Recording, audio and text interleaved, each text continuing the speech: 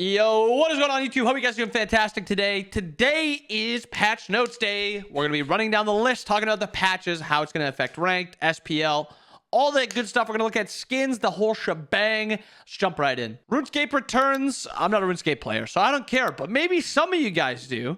Sandwich Lady, General Garderar, Black Plate. Yeah, all these skins. This skin bangs. Mwah. It looks banging in game too. This one's probably like a 10 out of 10. I'm purchasing this skin for sure. The rest of them... Actually, this skin looks pretty good in game too, like an 8. But the rest I'm not. Well, I didn't see this one in game. The rest, whatever. We will see some bug fixes. Nothing that stands out. You can pause if you want to see any of these. The first change is to the Titan. It gets slightly less physical power per level. And then decreased splash damage radius from 30 to 25. So basically the range of its area of effect attack. It's still a cone. But instead of going out 30, it only goes out 25. Demon Blade's getting a nice little buff. Its physical power, its attack speed. I was trying to work this into builds, and it still feels a little awkward, but I'm not an ADC player, and I don't know how to min-max with builds and stuff. I could see a world where devs into Demon Blade is built, but again, I don't know spikes and power spikes as well as the ADCs do. I'll leave that for them. But I think the item has some potential. I just don't know exactly where. I think Eldritch Dagger is still a little underwhelming. I think the biggest problem comes from this being a 2450 gold item. And you compare it to a lot of the other glyphs that you can get. Pridwin, Breastplate, Heartward, even the other Relic Dagger. This is probably one of the worst options you could buy. 20 seconds for the buff is pretty insane, but I still think it's too limiting because it's when you use a relic, which is very weird. Erosion gets a nice quality of life buff. The range goes up by 15. It's a buff also. Then the cost goes down to 2200. You were buying this item before anyway. It just feels better to buy now. That's about it. Odysseus's bow is now 35% attack speed instead of 30%. I swear this item is going to be bought. Small buffs to this item instantly kick it up. I would not be surprised in the littlest amount if this item was started to be bought in ADCs or by ADCs. I don't think any jungler would want to build this. Kali, I think, is in a bad spot, so I don't think her. Arachne doesn't really build oboe. Baka doesn't really build oboe. So I would be pretty surprised if anybody but ADCs tried to build this, but it's there. Shadow Drinker is now 100 gold less. Actually, I'll talk about Shadow Drinker when we get to the other flat pen item, though. So that's going to be nerfed. Soul Gem gets an extra 10 power, loses 50 cost. Still probably one of the worst items in the game. The passive is bad. It's bad. And the stats are pretty bad. So yeah, this is a bad item. Gaia, you get power when you're knocked up. Pretty bad. Doesn't really do anything. Alternate timeline, probably my favorite or second favorite change from the patch. It's now 40% health instead of 25. Still a mage a lot of the times late game. So instead of having, say you have 2000 health, instead of spawning with 500 health, you'll be spawning with 800, which is very nice. Do I think it becomes Autobot? No. Do I think some gods will try to build it? Yes. Do I think it's broken? No. Am I going to play around with it a little bit? Absolutely. Soul Eater. So now we can get to Soul Eater's nerf. It is now 2250 gold. So now you compare Soul Eater, Jotuns, and Shadow Drinker. They're all around 2200 gold. Jotuns and Shadow Drinker 2200. Soul Eater is 2250. I think the downside of Shadow Drinker is the passive is really sick, but what's more valuable? 7% movement speed or 20% cooldown? 20% cooldown. Even if the passive is sick on the item, I think it's still a slightly underwhelming. I could see it being picked up because it is a really cool playmaking item, but I think it's still slightly underbalanced like Soul Eater and Jotuns. Unlike Soul Eater and Jotuns. Willick's buff, it's a buff. Does it do much?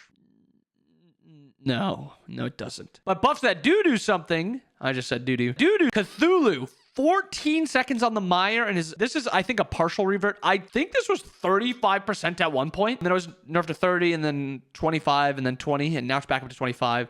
I could be wrong. Maybe it was just 30%, but I'm nearly positive this used to be 35%. But don't maybe if one of you guys looks it up and realizes I'm wrong, just don't tell anybody. Just double down with me. Just say, yeah, it was 35%. Yeah, it's crazy. It's fallen so far. I do think this helps him a lot, and I would not be surprised if he becomes very strong. Cupid, a pretty surprising change. I felt like Cupid was underwhelming and deserved some love. This is not really what I expected. This is kind of what I expected. 5% on Flutter, extra 1% per level. Pretty nice. It's just something you passively get. But if an ally picks up a heart, Cupid also heals for 60% of that value, 15 up to 75. But you get extra healing based on your heart's active from your passive. So this will be more than that. And this is per heart. So it's pretty good buff. Makes it so a lot of the time Cupid wants his allies to pick it up and not himself. Another really large buff, Hera, Polymorph gets an extra 5% scaling and slightly more base damage at the top end. And then Divine Shroud actually goes up in cooldown, or it goes down in cooldown as you max it. Both pretty big changes, big Dardes buffs. I would not be surprised if this is the little push that Hera needs to be brought back into the meta. I think Conduit Chronos Pendant is going to be a very strong build, and I would not be surprised if she becomes very strong. Hoonbats, another very strong change. Fear No Evil is now 200 base damage at level 1, and it goes up by, I think, 50 damage at every rank. So it's 50, 250, 300, 350, 400, instead of like 120, 150, and then it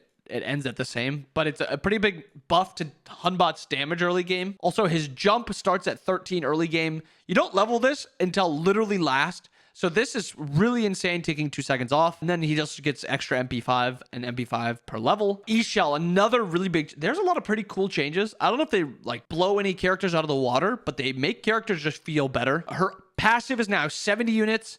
And her basic attack projectile speed from that passive auto is 10% faster. And then she gets 15% mitigation while channeling her ult, which is very nice, especially for mid E-Shell. Gives her a little bit more survivability. Next up, Kukulkan. This is the important part. Slipstream is now slow immune. Not just slow cleansing, it is slow immune.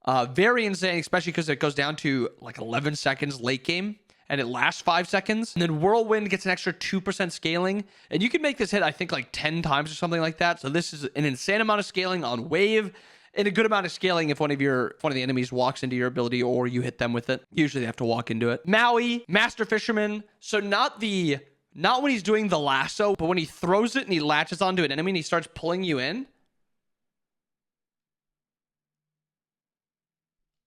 It's 30% faster. And then Landfall is now also scaling down in cooldown. It helps him. Do I think it does that much? Not really. Solid Neath change, but I think the character is just bad. I don't know. Maybe she sees some play in mid. I think she's a terrible ADC, but I also think she's a bad mid laner. But maybe Neath meta because globals are being picked a lot. I don't know. Osiris, 50% to 75% Sickle Strike now does to minions. Judgment Tether is down by 1 second. And then a pretty cool change is Lord of the Afterlight adds a defect, or adds an affected idiot. It adds a debuff to enemies that are afflicted with the alt to 20% cooldown, or negative cooldown reduction. I said that like shit, but I hope you understand what that means. Do I think Osiris is good? No. Rat changes, and they're buffing his 2 worst acorns. This is like an almond, and this is like a pecan. Pecan. And the other ones are cashews and peanuts. They're better. They're better. Are they still going to be bought? Probably not, but they're better. Scylla, her root duration is now 1.5 seconds at all ranks. Does it really change much? No.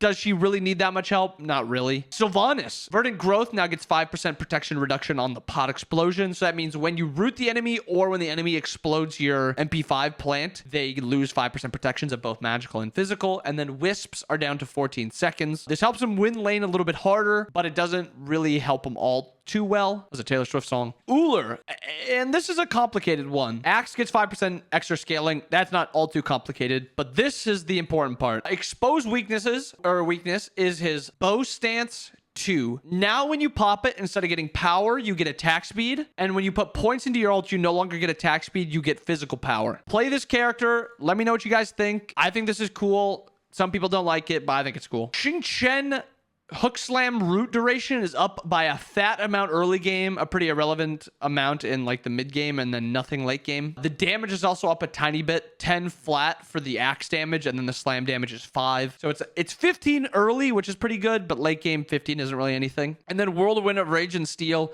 no longer goes down in mana, it goes up in mana. So instead of having 110 mana at level 5, it's 70. Nice. And then the last buff, Yu Wong's Flames of the Phoenix, which is his 1, is now a 9-second ability instead of 11 scaling down to 9. This just feels good because you want to max your 2 now, because it scales down in cooldown, and then put points into your 1 when you can, and put points into your ult when you can. Makes the character feel a little bit better. I like the nerf, or the buff to him. Lastly, the couple nerfs. Ganesh Dharmic Pillar now shreds only 10 early game, 50 late game instead of 15 early and 55 late. And then the slow is only 30%. Does it kill him? No. Is it an okay nerf? Yes. And then to end the nerfs set, they really don't want to hit the mitigation on him because he's such a bad character at low levels. So they're nerfing his farming potential and his poke potential, which is, I think, the other route they could have gone.